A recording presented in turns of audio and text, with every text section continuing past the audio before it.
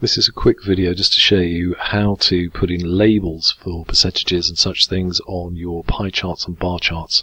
So as ever, we go to graphs, down to the legacy dialogues, come across and go to pie, click on define, choose what you're going to use. So we'll have a quick look at this one for cosmetic spending.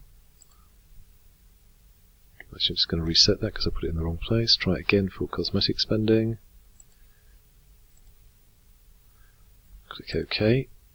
And there we have one. We go, wow, bit big and bright. So double click with the left, puts you into the editing screen. Click on Elements, click on Show Data Labels. You'll see it's now giving you just the counts.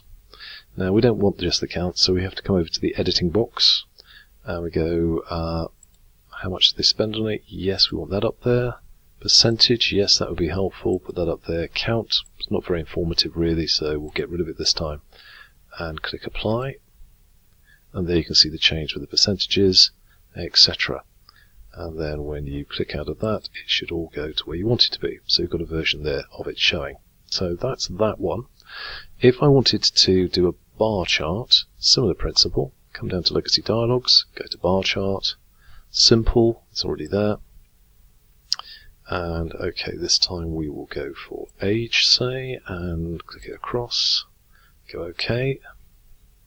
Scroll down so we can see it. Again, we've got a problem, so we will go into Elements, click Show Labels, and suddenly we can see it. So we've got it like that. Now, again, we've got the editing box, so we can click on percentages, and we can also click on age, get rid of the count in this instance, and apply.